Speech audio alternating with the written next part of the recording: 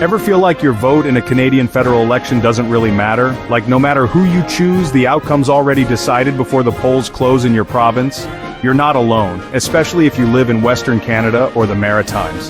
Why does it feel like Ontario and Quebec pick the Prime Minister every time? Is the system rigged, or just unfair by design? Let's break it down, because this isn't just about politics. It's about power, fairness, and the future of democracy in Canada. Alright, let's start simple. Canada runs elections using a system called first past the post. Here's what that means in plain English.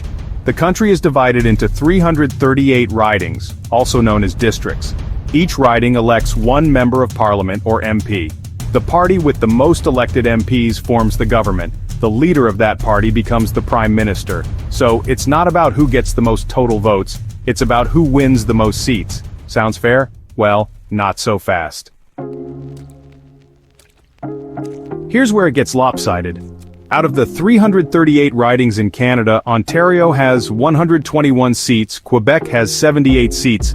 That's 59% of the total seats in just 2 provinces. Compare that to Alberta with 34 seats, Saskatchewan with 14, Manitoba with 14, and all of Atlantic Canada combined with 32. So when federal elections are held, the results in Ontario and Quebec often determine the winner before the votes from the rest of the country are even counted. This is why people in Alberta, Saskatchewan, and parts of British Columbia are frustrated.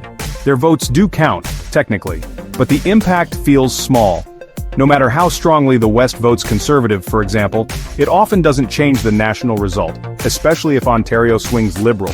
This leads to low voter turnout in the West, increased support for regional parties like the Maverick Party, and talk of separation or decentralization. Wexit, anyone?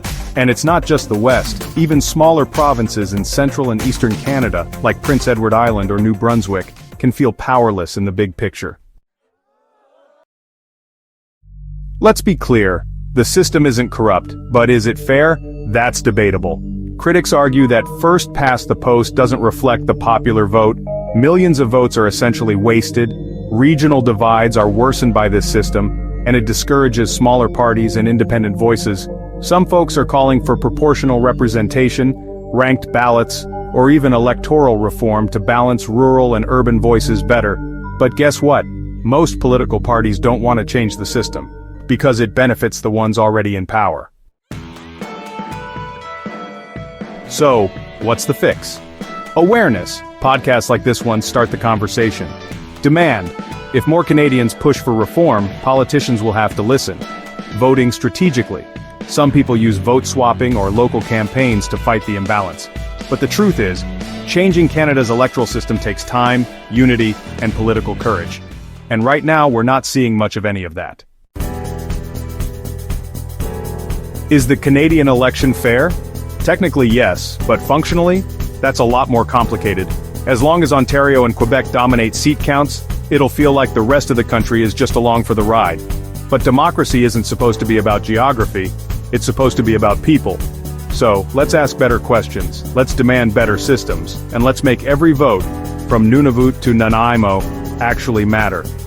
Thanks for tuning in to the Hey How You Doin' podcast. Until next time, keep asking questions, keep voting, and keep pushing for a fairer Canada.